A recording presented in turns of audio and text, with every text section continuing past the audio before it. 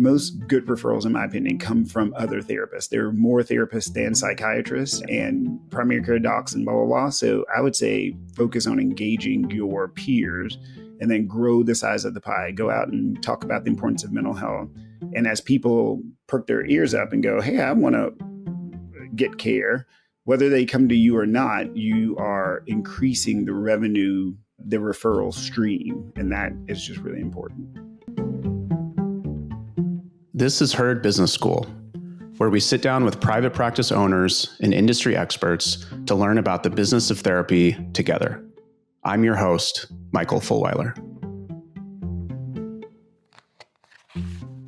Running a successful business isn't easy, especially when you're dealing with the added complexities of mental health care. My guest today is Dr. Brian Dixon, a triple board-certified psychiatrist, therapist, and entrepreneur from Texas who's navigated these challenges head on. He's faced substantial obstacles, from financing issues to structural barriers in the healthcare system. In our conversation, Dr. Dixon shares his journey from a perspective general practitioner to embracing psychiatry fully.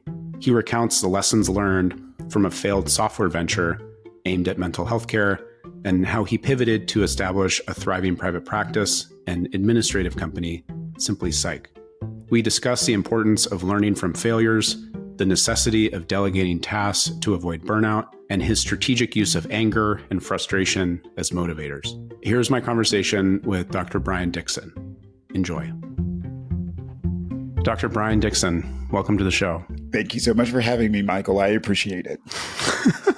Looking forward to this conversation, first because I just enjoy hanging out with you as a human being.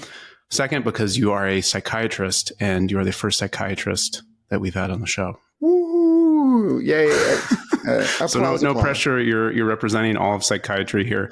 I have a lot of questions. First, as a psychiatrist, do you also identify as a therapist? I do. So your mileage may vary in YMMV, right? So I trained with a whole bunch of psychologists and therapists and counselors, and they taught me some of the tricks of the trade. And so now I incorporate that into what I do. And so, yes, I do consider myself to be a therapist. I wanted to set the record straight there. Yeah. I've seen discourse online, I'm sure you're aware as well. You know, psychiatrists, they're not therapists. They just prescribe medication, and that's not the case. I imagine there are psychiatrists who don't do talk therapy. Is that true? Correct. That is also correct. It just depends on who you talk to. Psychiatrists are as different from each other as any other specialty, any other industry. So I'm curious what the breakdown is for you in your practice as a psychiatrist between behavioral health therapy and medication management. What does that look like? I always say, physician, know thyself. So spend some time figuring out who you are and what you like and what you don't like. And so I really like working with folks up to a certain point. And so once they get better, I'm like, see ya, bye, get off my schedule.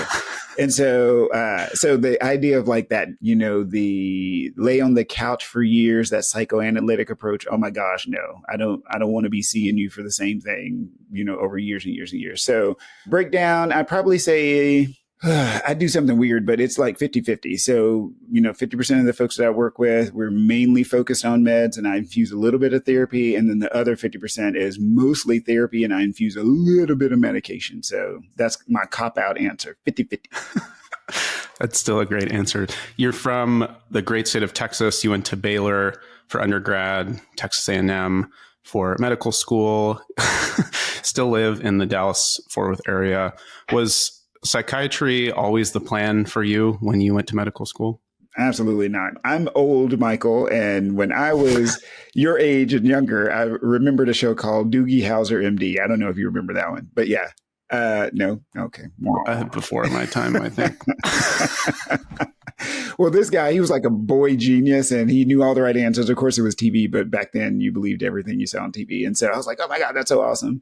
I went to medical school to be a general practitioner. I wanted to know a little bit about everything. But when I actually did the rotation, I hated it because they had to work so fast. Not only do they have to know everything, they had to work so fast. You know, they had to see patients in 5 minutes and fix things in 5 minutes. And then a lot of the folks were kind of repeat, I wouldn't say customers, but like repeat for the same thing again and again. And I was like, I don't this doesn't make any sense to me. Like, why are you coming back in? And so I did my psychiatry rotation and saw that with a little bit of talking and insight, oh my gosh, people can get better. And the appointments were much longer. They were much longer than 5 minutes. So fell in love with psychiatry and decided to do that for a career. For our listeners who may not be familiar with how medical school clinical rotation process works, can you explain how that works? Yeah. So we go to undergrad. So that's where I did the Baylor thing. You get a 4-year degree, and technically you don't have to have a degree to go to medical school, but it definitely helps. You apply to medical school. Medical schools are 3 to 4 years, depending on where you go. At the end of your medical school career, you basically audition for a job. That's what they call residency. So you go around and you interview at lots of different places. If they like you and you meet their skill set, you get to do residency, which is basically intense on the job training. You do 60 to 80 hours a week for 3 to 7 years, depending on what you're doing. And then after you finish residency, you can go out and practice in the specialty that you trained in. So that's essentially the course. And if you're further specialized, my understanding is you could do a fellowship as well. Correct. So that process could even be longer. Mm-hmm. Yeah. So the traditional psychiatry program is 4 years. You can do an extra 2 years to specialize in working with kids. You can do an extra year for forensics, which is like the legal side of things. You can do a year for consult liaison, which is working in hospital. You can do a year for geriatrics, which is old people. You can do a year for addiction. So if you wanted to, you could be in residency probably for like 12 years, but that would be a terrible forever. Sounds like, yeah. What path did you take then?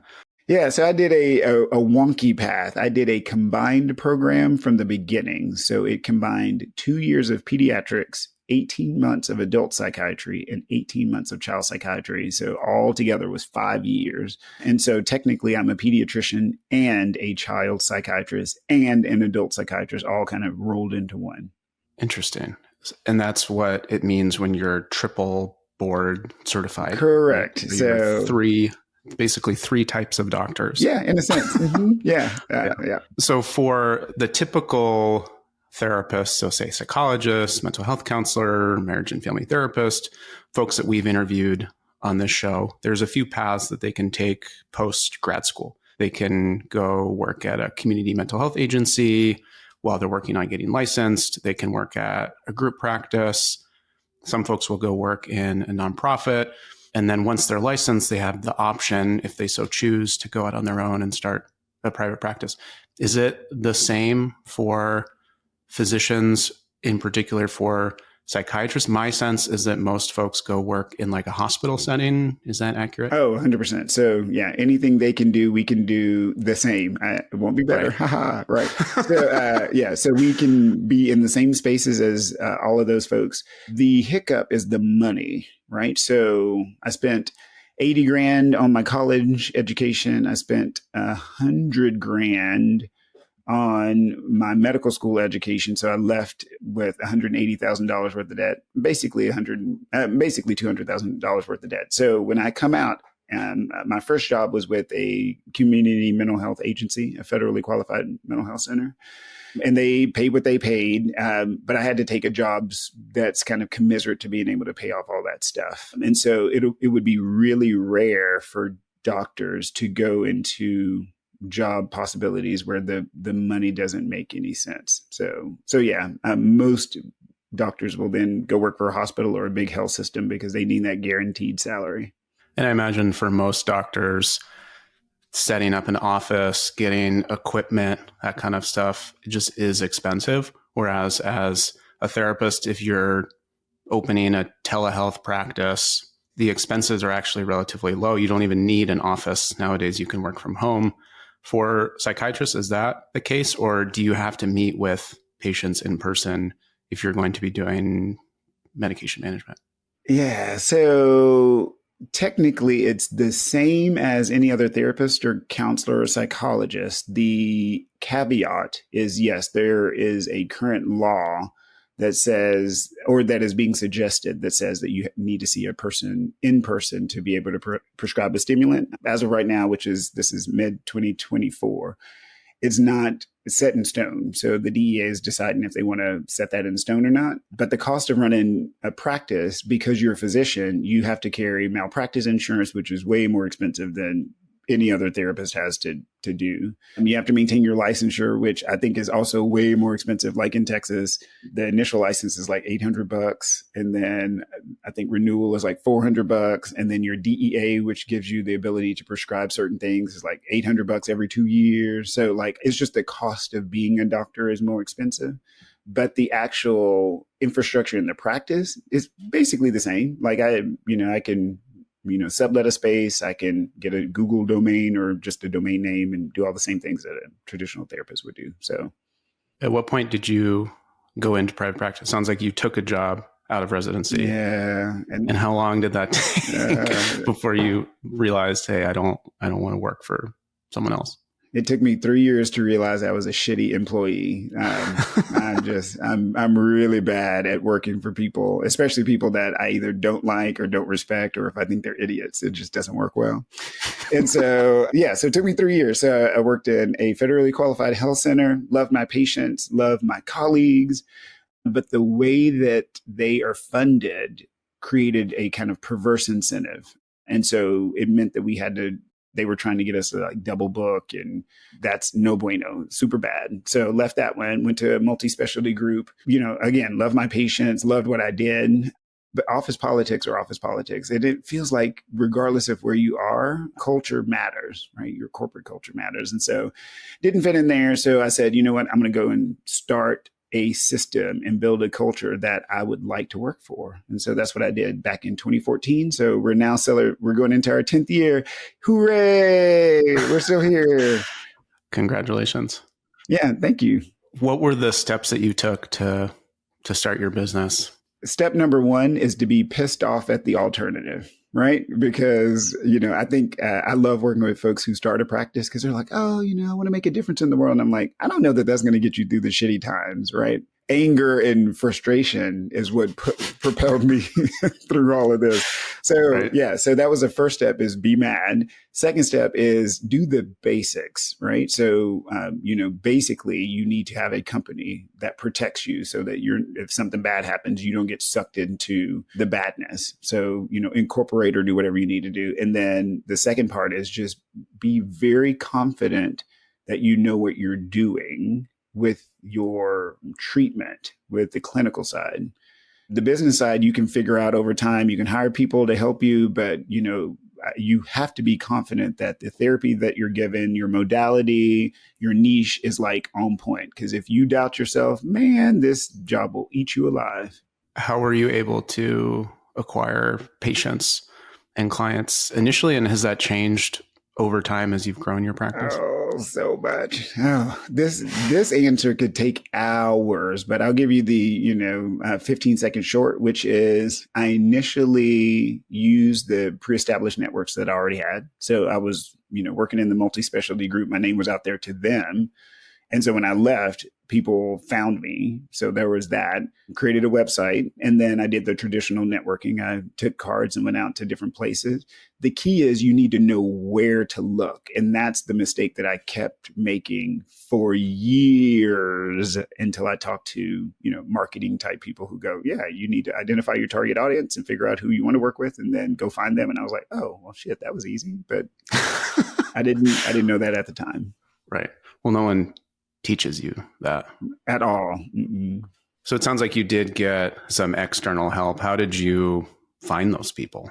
Man, lots of different ways. So I played in a volleyball league, and the guy who would set me all the time, because I'm an outside hitter. I know you can't tell Michael from my, but yeah. Oh, I get it down. And so we were talking, and he was a business coach for me for years. I ran across another guy who started a different company, and he was the one that introduced me to the Traction Entrepreneurial Operating System, EOS. And then from there, I jumped into the Entrepreneurs Organization once I qualified for that. So I got business coaching through there. And then I have a really good friend of mine who got her MBA in HR. And so she's kind of like my HR guru and helps me manage all things. just a sounding board. So yeah, I have a lot of people around me that I can go, hey, I have this question about X, Y, and Z. And generally there's somebody around to say, hey, this is what I've done before. Could you explain did you say entrepreneurial operating system? I haven't heard that before. Yeah, so it's called EOS. Full disclosure, I'm not getting paid by them. I wish I did because I have reach out. Oh my gosh, absolutely. Yeah. Gino Wickman, I'm your dude. Speaking of which, so Gino Wickman is the guy who created it. He's on LinkedIn. He actually replied, or maybe his handler did. I don't know. But it's basically a conceptual way of arranging your business so that you can scale it more easily. And it's based on the seat model, right? So there's 5 seats in any company. The goal is to put the right butt in the right seat. So find the right person to fit the right job description. And so that's the 2-second dial down version, but his book is called Traction. And I recommend it to everybody that I work with. How have you handled hiring over time? Have you thought about building your business? Are you hiring therapists? Are you hiring other psychiatrists? How do you think about the team that you're building around your practice? Yeah. So there's 2 different iterations. So when I first started my practice, I had non-clinical people and clinical people all in the same company. That was bad for me because I'm a nice guy, or at least I think I'm a nice guy. And hiring people, you don't need a nice guy. You need somebody that's like thorough and knows how to actually hire and interview and do accountability and that sort of thing. And I was terrible at all that stuff. And so when I split the 2 companies apart and made a clinician side and then a non-clinician company, it helps streamline things. And so for the clinician company, I look for people like me that want to minimize medication, that have an interest in therapy. I do not, for that company, I no longer hire outside of MDs and DOs. It's just because the business model is too hard, right? I've hired PAs, physician assistants. I've had offers from nurse practitioners. I've had offers from therapists, LCSWs and stuff like that. It's just that I don't know their model. I don't know fully how they're trained. And so I said, you know what, let me just stick to what I know. So I'm just going to stick to the MDs and DOs and just keep that as that company. And then in the other company, which is called Simply Psych, which I'm sure we'll talk about at some point, that's all the non-clinical people. And again, I'm terrible at all those things. And so I hired really good people to do the hiring for me and the accountability for me. And then I'm totally fine being the terminator. So I will tell people, hey, this isn't working out. I'll see you later in a heartbeat, but I can't do the rest of the stuff. I'm not good at it. Let's talk about Simply Psych. I was going to go there next. Can you talk about, you mentioned you broke apart the 2 businesses. Like, why did you do that initially? Yeah. So through business coaching, I recognized that there was only so big that I could grow my clinical side. So in other words, I can only find so many doctors. I can only see so many patients, and it's capped because my license is state-based. If I truly want to be able to scale and make money at a larger economy of scale, then I need to do something different. And so, yeah, a friend of mine mentioned breaking those into 2 different companies, take the second company, the administrative company, and go out and basically do back office for every therapist, psychiatrist in the country. And, there's 100,000 clinicians out there, if not more. If all of them are in private practice or even just a fraction, that is something that I can do and scale and make a lot more money. And most importantly, do a lot of good, because when therapists burn out, when psychiatrists burn out, bad shit happens. And I don't want bad shit to happen. I want good stuff to happen. So yeah, so that's where that second company comes in. Very much aligned with that mission. It's the same mission we have at Herd, supporting therapists as business owners. Could you talk about the types of services you provide and how you decided to offer those particular services over other services?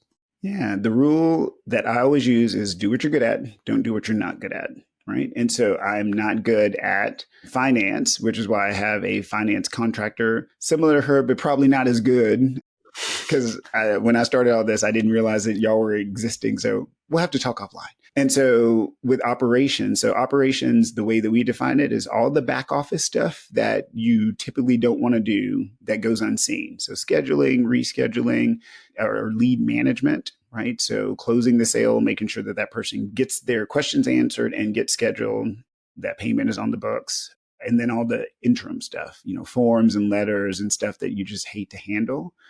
but we're not marketing in the traditional sense. So, coming up with ideas of how to get your brand and your exposure out there. We don't do that part, but we can help with the kind of operations of marketing. Hey, how do I, post things? What software do you use? Who do you recommend for X, Y, and Z? So we do kind of the operations of marketing. We do true operations. And then we leave all the finance stuff to guys like you. So that's what we do. What type of businesses do you work with? Do you work with new practices? Do you work with more established practices? And at what point do you feel like is the right time to start to outsource and get help if you're a therapist? This is another very important lesson. So when we first started, we worked with everybody. We took all comers, and we quickly learned that our niche as a practice management company, support company, are the practices that are already established. So yes, we can do some startup stuff. Like if you're still contemplating on starting a practice, we can try to help, but that's not our forte. And so we refer over to folks like Therapy Flow and Joshua Brummel and, amazing people like him. So yeah, so if you're already established, that's key. That's super helpful. It'll save you a lot of money. And then we work with all mental health clinician entrepreneurs. So if you're a therapist, behavioral support specialist, RBT, psychiatrist, whoever, as long as you're in the mental health industry, and you can't take insurance. If you do take insurance, then we can only help you so much because the insurance model is very complicated. So most of the folks that we work with don't take insurance, or they have some type of workflow where they are handling the insurance verification process and explanation of benefits and billing, because we don't do any of those three things. I want to come back to insurance because I know you have some feelings about it. As someone who has built a practice and has helped other clinicians build their practices, are there certain challenges that you've observed or mistakes that therapists have made as they've built their businesses that would be good for listeners to learn about, before they go down that path? Yeah, I think the hardest part is the marketing part. Operations kind of runs itself once you set up the infrastructure. And so I'll be at the conference this October and tell you all about operations because that's our forte. But the marketing part, I think, is where most people are afraid. Most therapists and even psychiatrists, myself included, feel very icky with sales, quote unquote sales, SALES, right? Sales. They're like, oh my gosh, I'm begging for money, or, I'm making somebody, do something that they don't want to do. And what I remind people all the time is that as a therapist, you are selling during the session itself, right? So when you say, hey, I believe in you, and do you notice that when you do X, Y, and Z, this happens?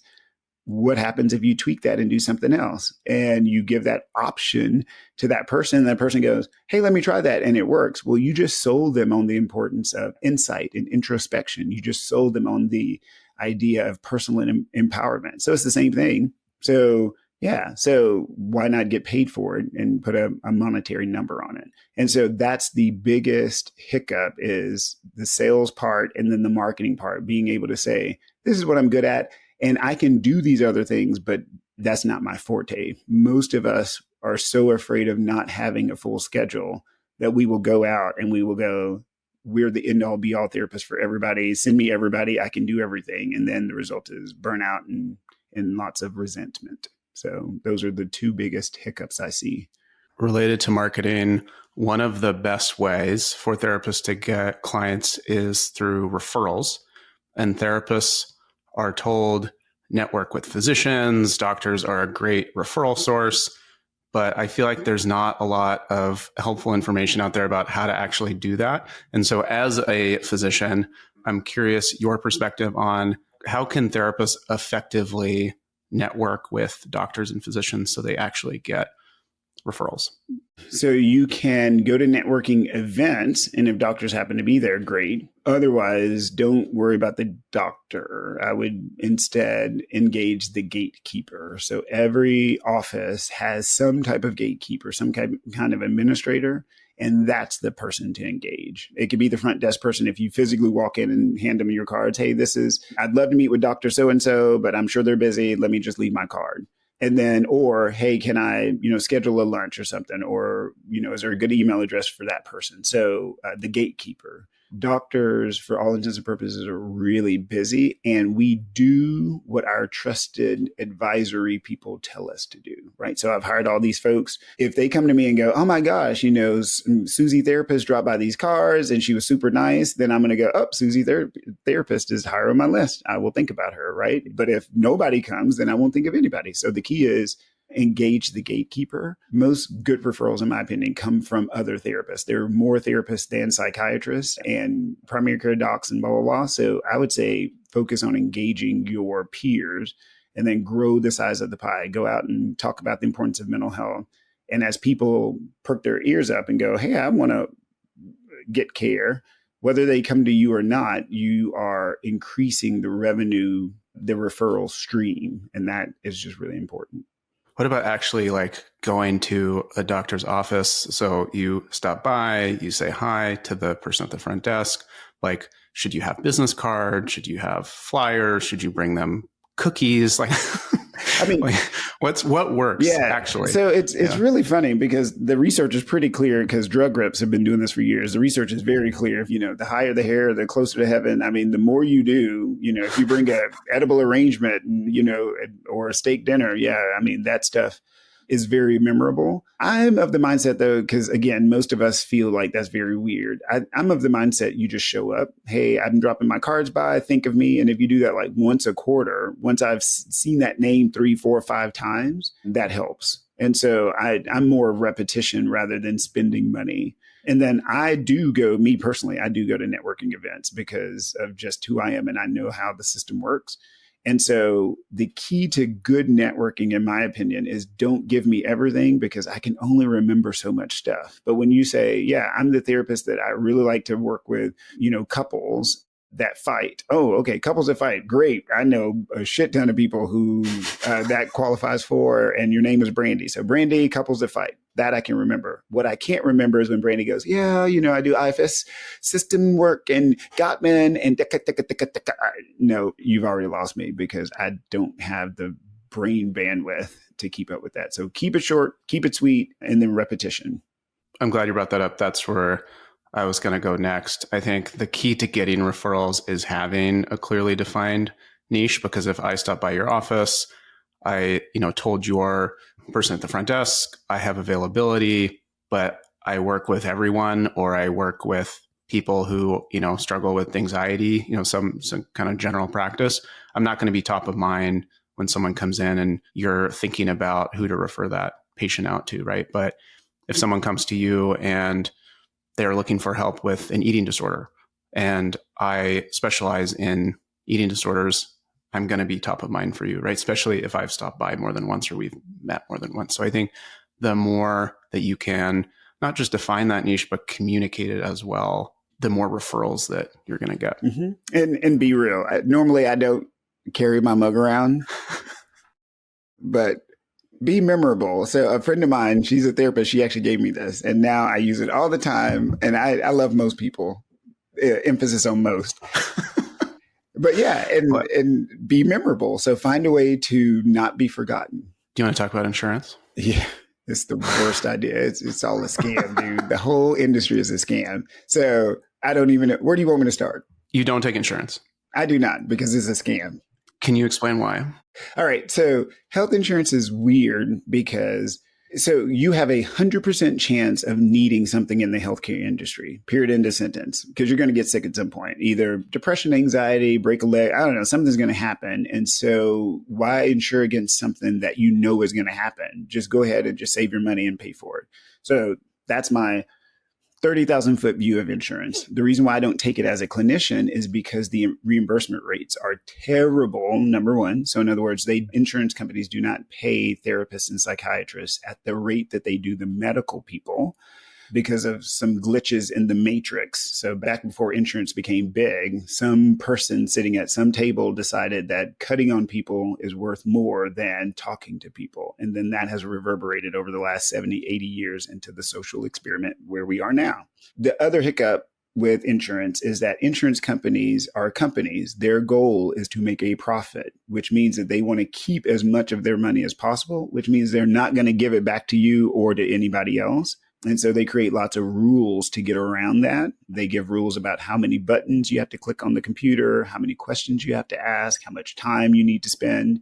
And that hamstrings my ability to treat the person in front of me. Back when I was in the insurance game, I would say, I don't need to see you for 6 months. I mean, I'm not doing anything with you, but because of the way the insurance contracts were written, I had to see them every 3 months, which meant that I couldn't get new people in because I'm seeing all these wonderfully stable, awesome folks.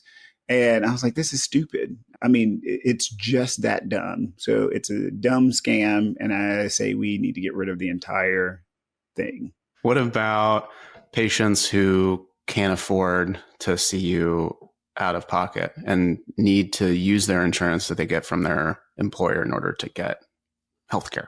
Yeah. So a couple different things. So if you are in a position where you have employer-based healthcare, you can afford care, period, end of sentence, because the bulk of what your employer is paying, if your health bill is $100, your employer is paying 2/3 of that, and then you're paying the other third. So theoretically, the money is there. It's just the employer is not giving the money to you. The employer is giving the money to that guy over there.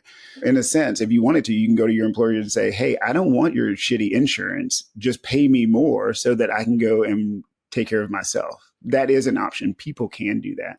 Another option is you just go ahead and see me anyway. You pay me directly, and then I'll give you a super bill, and then you can submit that receipt to the insurance, and hopefully they will reimburse you. Now, if your insurance company is shitty, which most of them are, they're not going to give you any money because they're shitty people. And so, yeah, but that's not my fault. Like, I'm sorry you have shitty insurance. You should probably choose differently. The last part is mental health care is an investment. And this is where I try not to spend other people's money, and I try not to pass judgment on folks. But I think the research shows upwards of, I think it's like 60 or 70% of Americans have a smartphone.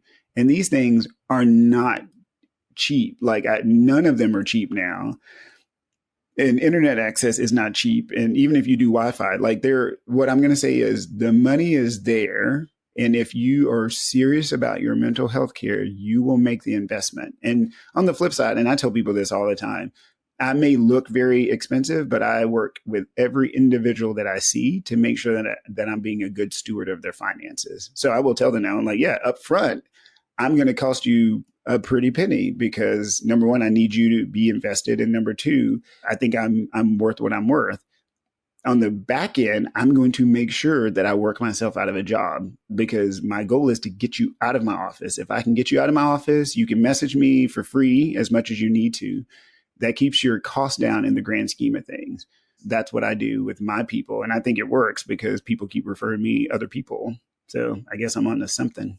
Clients may not realize that if they do have insurance, they may have out-of-network benefits as well. And doctors or therapists can provide what's called a super bill that they can submit to their insurance company, so they may be able to cover part of the cost that way. Yeah. Still operating within the system, right? Which we'd like to get away from. Correct. It sounds like 100%. But at some point it's like, what can you do in the short term as well? Well, and the really funny part again, I love when people submit their own super bills because you get to see firsthand how much your insurance company hates you. You get to see it plain and simple, right? Because right now insurance companies project that onto the therapist. Oh, well, you don't take insurance, so you're a bad person. I go, no. Go and experience your own insurance company. You're paying a premium every month. Go experience your own insurance company. Submit the bill and then wait and see what they do. See the runaround that they give you, because that runaround and that obfuscation that they give you is exactly what they do to us and eats us alive. So most people then, when they do it at least once, they go, oh, I get it now. Yeah, my insurance sucks. I still need it because of X, Y, and Z, but I get it now. And then we never talk about it again. I'd love to switch gears here and talk about representation in psychiatry. So representation across the industry is a problem. In psychiatry, the statistics that I've seen say that 2% of psychiatrists are Black. So as a Black psychiatrist, what does it mean to you to be part of that 2%? It's very lonely. No, I'm kidding. Once you live the life that I live, you get used to it. It means that we're missing out on some treatment opportunities. Now, here's the funny part. And again, this sounds weird. The majority of people in boardrooms are white dudes. Like y'all are everywhere. Y'all like run everything. You have all the monies, right? And I think to myself, and I laugh about Not that. me personally. Well, I don't know, Michael. Yeah. But I think to myself, and I'm looking at the demographics of the people that I've worked with over my 12 years of doing this, or however long I've been, 13 years that I've been doing this. And I have a ton of white kids. And these kids, and again, I work with brilliant kids of all backgrounds, but these little white guys are going to become business owners and CEOs. And so my presence as the 2% means that 30 years from now, yeah, things are going to be different because we're going to have CEOs that had Black psychiatrists 30 years ago, right? And that's going to be awesome. What it means right now is that I have to spend an inordinate amount of time recruiting. So I'm doing a lot of mentorship. I'm trying to let people know the importance of being Black, of having Black therapists, Black psychiatrists. And then I think the studies are pretty clear that say that some of the outcomes are just better. You know, if you're a person of color and you have a psychiatrist or a clinician of color, the outcomes tend to be better because you resonate with the person that you're working with. So yeah, so it's multifaceted. My goal is to just not give up, right? To not stop. So I'm going to keep talking about it. I'll make you uncomfortable when you need to be uncomfortable. I hope you resolve your discomfort, hopefully in a very progressive, thoughtful way. And then we just keep building. I read an article that you wrote on why there isn't more Black thought leadership.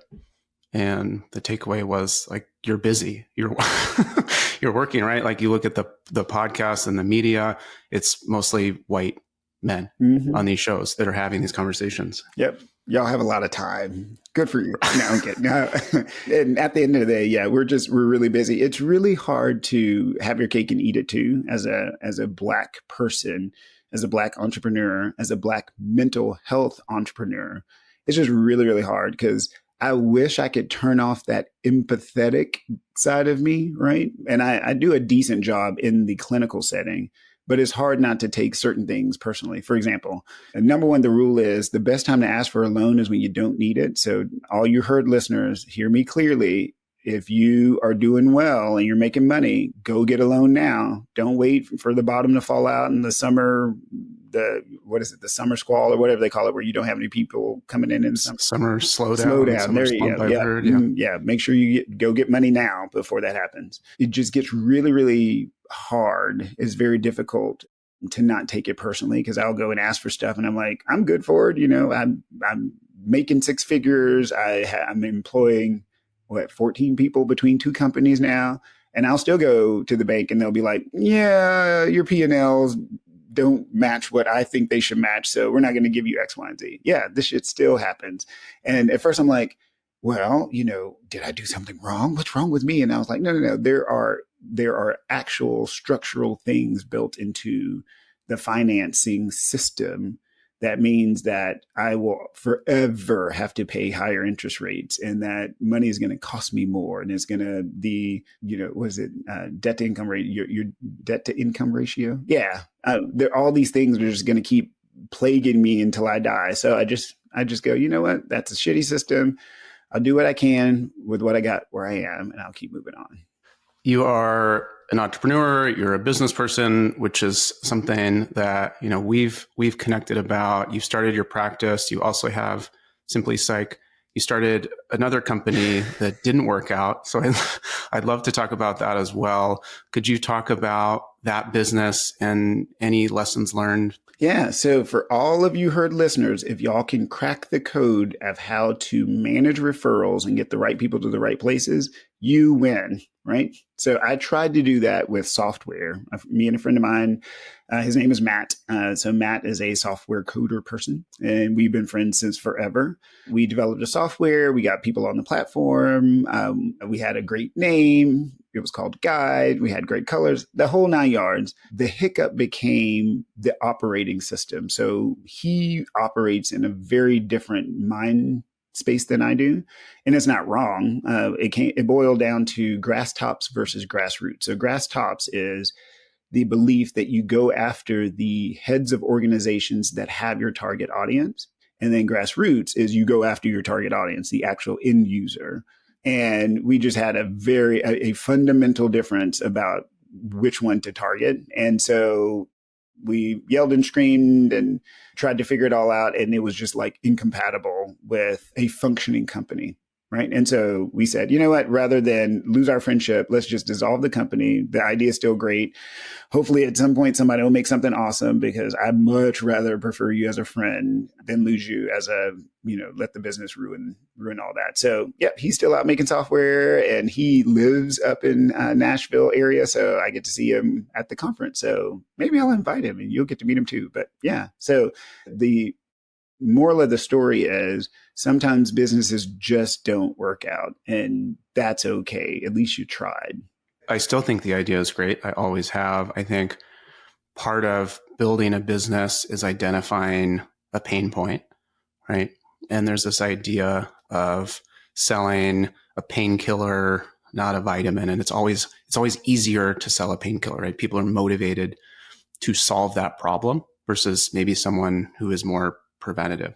And how therapists make referrals to each other. We've talked about referrals between therapists and doctors, right? But the way that therapists make referrals to each other is not efficient. I've talked to therapists who they'll get an inbound request. The client may not be a good fit, or their practice is full. And they then go on Psychology Today and try to find a therapist. And they're the ones who are reaching out on behalf of this person who's not even their client. So I think whoever can solve that problem, I think it's great. But also I think a great takeaway here, to your point, is that, sometimes you try things and they don't work out, and that's okay too. And I think it's just about taking at bats and taking swings, and, you're going to hit it at some point. And pivot, right? That term came out of the pandemic. And I was like, holy shit, this is like the best term of entrepreneurship, is learn how to pivot. And so pivot. If it's not working, pivot. It doesn't mean abandon. Sometimes you abandon, but most times you can pivot and try something else. Pivot, try something else. And the fifth iteration may be completely different from your first, and that's okay. Herd is a testimony to that. Herd actually started as a form of a therapist directory, matching therapists with clients.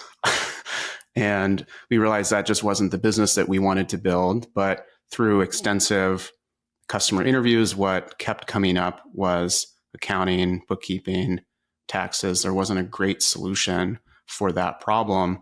And almost every therapist, unless they come from an accounting background or have owned a business previously, is going to have to learn how to do that.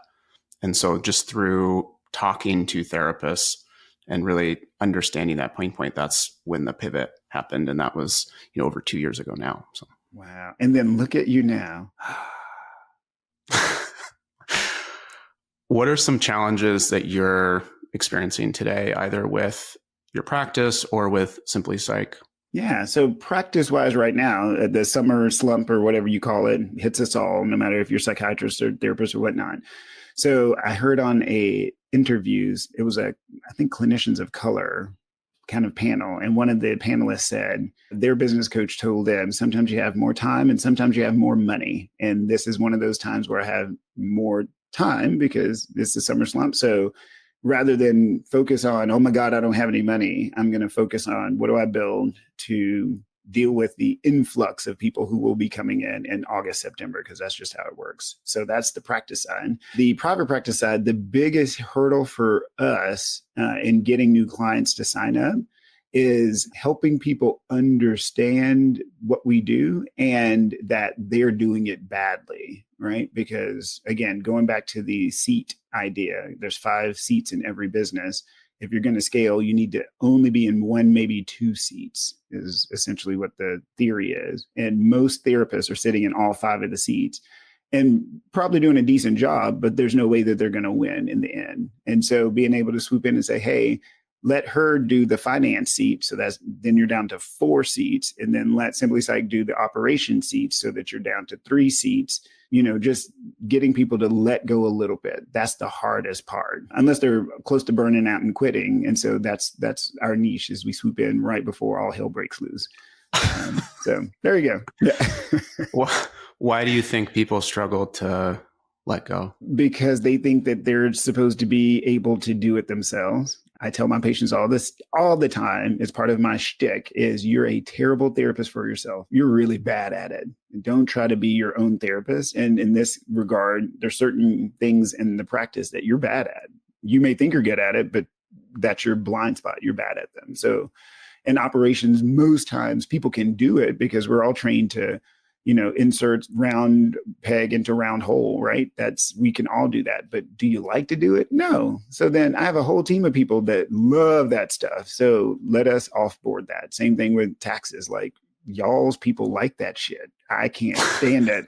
I put money in the bank account. I work as hard as I can. And I go, please just make sure my bills are paid and that I don't go to jail for IRS things. And then I run off and go do something else. And then miraculously, right now, my contractor sends me a report that I don't read, but it's whatever. There's something very powerful, and you've mentioned this in this conversation, about identifying what you're really good at and what your zone of genius is, and really just focusing on that and letting go of the rest of the stuff that you're not good at. Because you're just, at that point, you're wasting your time, right? Or you're not spending your time in the most efficient way. Literally burning your time up. You're setting yourself on fire to keep somebody else warm, and that is not sustainable. So stop it.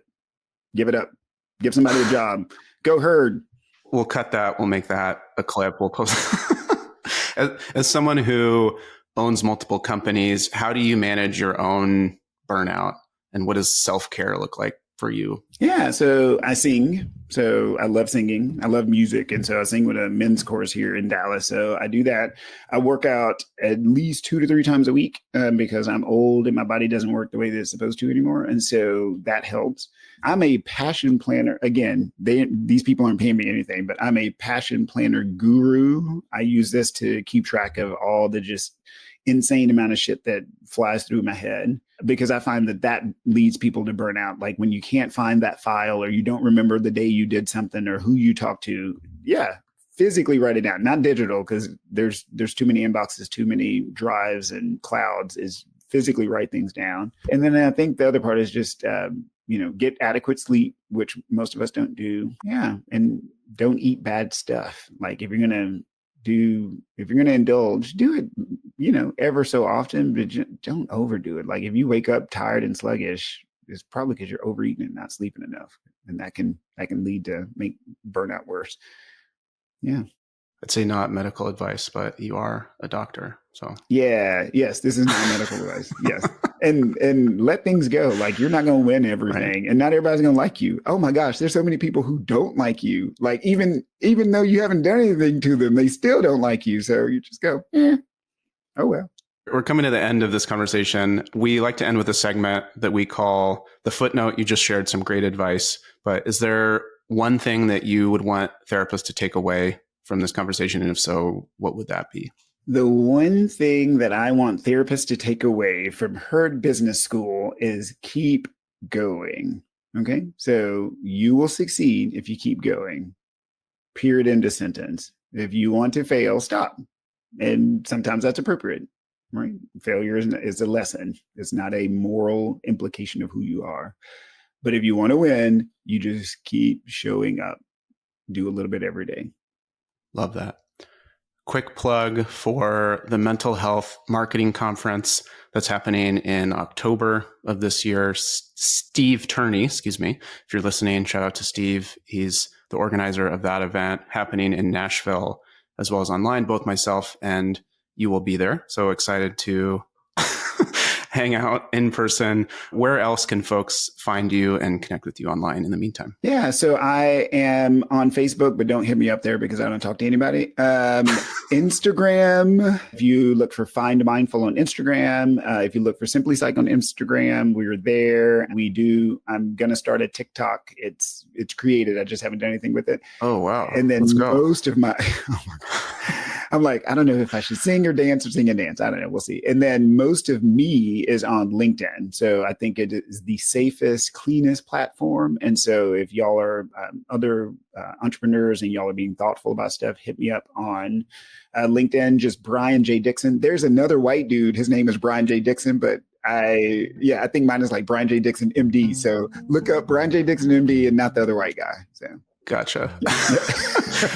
Dr. Brian, thank you so much for your time. Really appreciate you coming on the show. This has been fun. Thanks for listening to this episode of Herd Business School, brought to you by Herd, the financial back office for therapists. Visit the Herd Resource Hub at joinherd.com to support you in your journey as a private practice owner. And don't forget to subscribe on YouTube, Apple, Spotify, or wherever you get your podcasts.